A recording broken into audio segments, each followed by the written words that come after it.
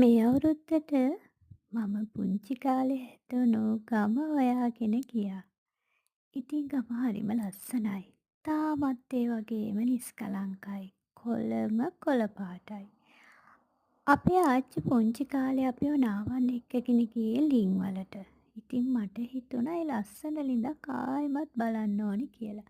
ඉතින් මම මේ ලස්සන දෙවටවල් දිගේ ඇවිදගෙන යනකොට මේ බලන්නකෝ මෙන්න ලස්සන ළිඳක් හම්බුණා.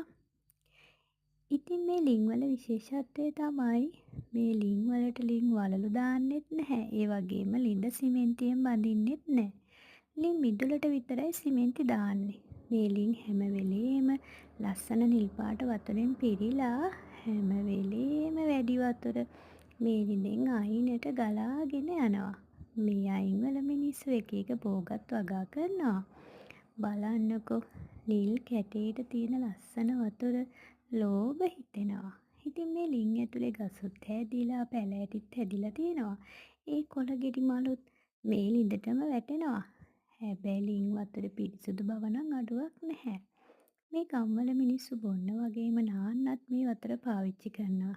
ඉතින් මේ ගම්වල ඉන්න මිනිස්සුන්ගේ නිරෝගී දීර්ඝායුෂ වල රහස තමයි මේ පිරිසිදු ළිං.